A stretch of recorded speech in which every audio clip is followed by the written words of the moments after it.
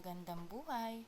Welcome to Araling Panlipunan Quarter 2 Week 4. At nandito na naman si Binibining Mary Rose Tinio, ang inyong AP Grade 1 teacher. Bago tayo magsimula sa bago nating aralin, magbalik-aral muna tayo sa nakaraan nating lesson. Magbigay ng mga dahilan kung bakit mahalaga ang bawat miyembro ng ating pamilya. Bakit nga ba mahalaga ang lahat ng miyembro ng ating pamilya? Magbigay nga ng dahilan kung bakit mahalaga si tatay. Ano ba ang ginagampanan ni tatay? Tama, siya ang nagtatrabaho para sa ating pamilya. Pangalawang miyembro ng pamilya, si nanay. Bakit naman mahalaga si nanay para sa ating pamilya?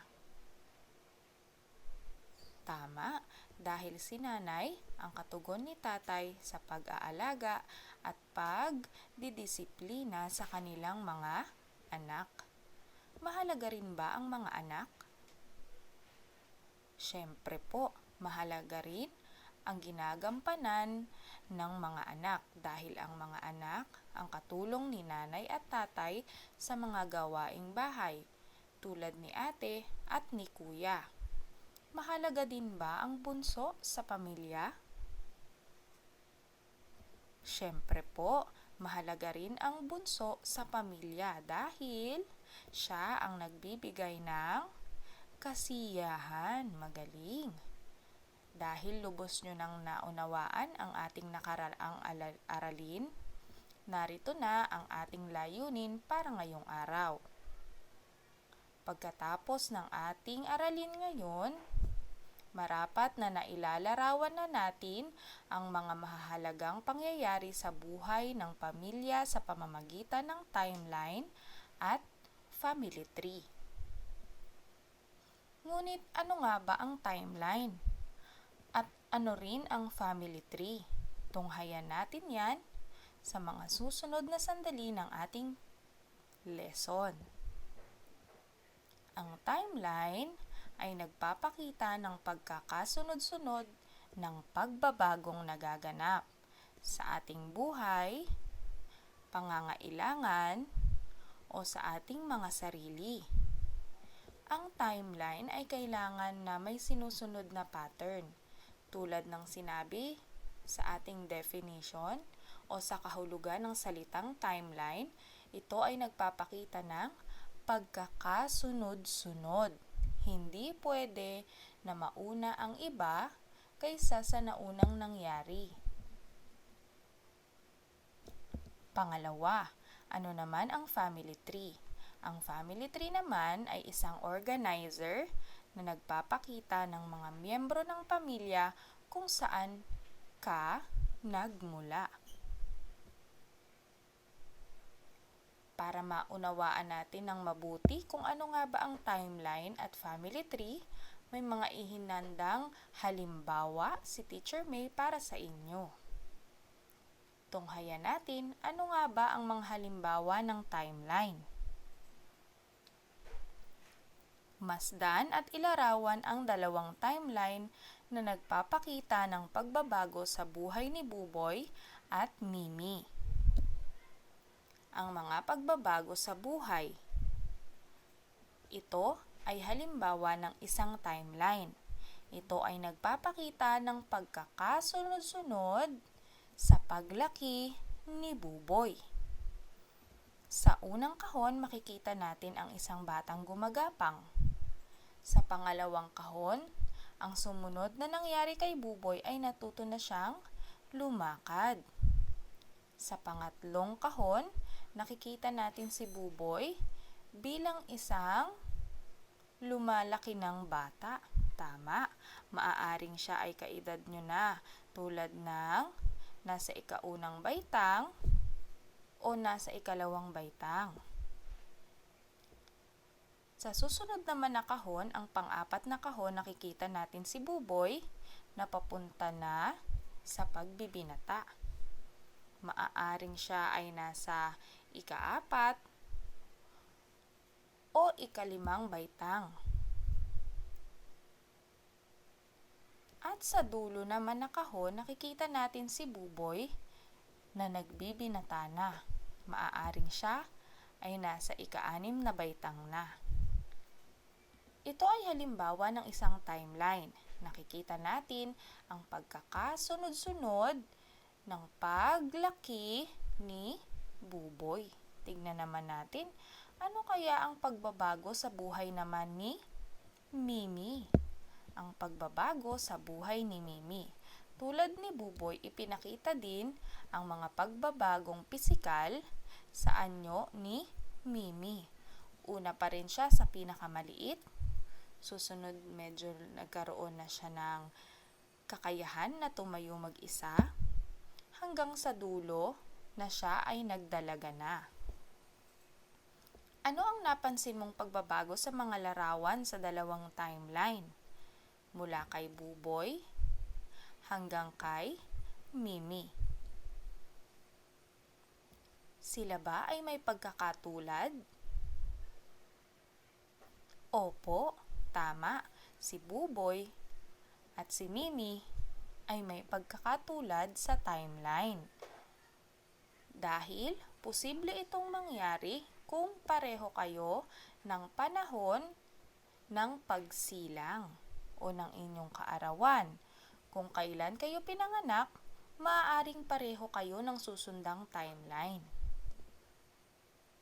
Subukin nga natin kung masasagot natin ang ibibigay ni teacher na halimbawa pa ng timeline. Ang gusto ni teacher, ituro natin yung mga larawan kung pang-ilan ang bawat isa. Nasa unang kahon, nakikita natin ang isang binatang lalaki. Sa pangalawang kahon, siya ay medyo bata pa. Sa pangatlong kahon, siya ay matanda na, nakakapagtrabaho. At mukhang nasa pinakamasayang stage siya ng kanyang buhay. Ang pang-apat na kahon, siya ay na-baby pa. At ang nasa panghuling kahon, siya ay matanda na. Very good. Gusto ni teacher ituro sa inyong mga screen kung alin ang larawan na unang mangyayari sa timeline. Tignan nga natin kung tama ang iyong sagot. Tama, yan ang number 1. Siya ay isinilang pa lang, bagong silang pa lang siya. Bago pa lang siya natututong gumapang. Next, ano naman ang susunod? Pakituro nga ulit sa screen. Tama, siya ay isa ng batang masaya. Para sa ikatlong bilang, ituro ulit sa screen. Tama, siya ang pangatlo sa ating timeline dahil siya ay nagbibinata na. Ang pang-apat naman ay nagtatrabaho na, tama. At syempre, ang panghuli ay nandun na siya sa pinakadulo o pinakamatandang estado o edad. Very good. Ang ginawa nyo ay magaling. Ngayon, gawin ulit natin ang magkasama ang mga halimbawa ni teacher. Ayusin ang mga pangyayari sa buhay ayon sa wastong pagkakasunod-sunod. Lagyan ng bilang 1 hanggang 4. Ganun ulit ang ating gagawin. Gusto ni teacher na ituro nyo alin ang number 1. Sa letter A, nakikita natin may naglalaro. Pangalawa, may gumagapang na bata. Pangatlo, may naglalaro ulit ngunit mas maliit. At ang pang-apat na larawan ay isang sanggol. Ituro nga ulit sa screen kung alin dyan ang dapat ay number 1. Tignan natin kung tama ang iyong sagot. Ayun, ang isang sanggol ang mauuna sa ating timeline. Pangalawa, ituro nga muli. Ayun, natuto na siyang gumapang. Alin naman kaya ang pangatlo? Tama, ang isang bata na naglalaro ng bola at ang pang-apat ay ang batang tumatakbo. Magaling! Ngayon, hindi lamang sa paglaki o pisikal na pagbabago natin nakikita ang isang timeline. Maaaring ito ay pag-iiba-iba rin ng pangangailangan ng isang tao o batang katulad mo. Meron tayo ditong pangalawang set ng mga larawan. Ang nasa unang larawan ay larawan ng mga pagkain tulad ng karne, gulay, itlog, at kanin. Pangalawang larawan, makikita natin ang malambot na pagkain ng mga bata. Kung minsan, ito ay tinatawag nating Cerelac. Very good. Sino kaya sa inyo ang nakakain ng Cerelac? Magaling. At ang pang-apat na larawan, anong tawag natin dyan? Tama, ito ay gatas na nakalagay sa bote. At ang pang-apat na larawan, makikita natin ang iba't ibang gulay, prutas, at isda, malambot na karne.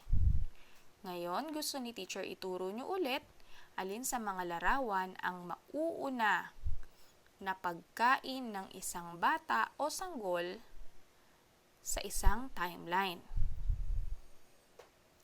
Tignan nga natin. Tama, ang unang-una ay ang pag-inom ng gatas. Magaling. Alin kaya ang pangalawa? Ituro nga muli. Ang pangalawa ay ang pagkain ng malambot na Cerelac. Dahil ang Cerelac ay hindi katulad ng isang kanin. Ang Cerelac ay parang mas malambot na lugaw. Kaya hindi na kailangan nguyain ng mga sanggol o ng mga baby dahil wala pa silang mga ngipin na pandurog sa mga pagkain. Habang lumalaki ang baby, nagkakaroon na siya o tinutubuan na siya ng kakaunting maliliit na ngipin. Ano na ang pwede niyang kainin? Pakituro nga. Magaling! Mga prutas na malalambot tulad ng strawberry. So, minsan, ginagayat ni nanay o kinakatasan o di kaya'y dinudurog upang makain natin tulad ng kalabasa, pinalambot na carrots, mga prutas tulad ng orange, ng apple at ng strawberry. At ang pang-apat, kapag siya ay kompleto na ang ngipin, maaari na siyang kumain ng kanin, itlog, karne at iba pang gulay na matitigas dahil siya ay tinubuan na ng ngipin. Very good. Ngayon, naintindihan nyo na ang mga halimbawa ng timeline. Magaling. Ngayon, tunghayan naman natin ang mga halimbawa ng isang family tree. Ano nga ba ang family tree? Sabi kanina, ito ay isang uri ng organizer na nagpapakita ng pinagmulan mong pamilya. Ngayon, ang isang puno ay nagsisimula sa ugat. Dahil ang ugat ang nakakapit sa lupa. Very good. Sino kaya ang nasa ugat? Dahil ang kailangan sa ugat ay ang pinagmulan, kailangan ang nandoon sa baba ay si lolo at si lola. Magaling.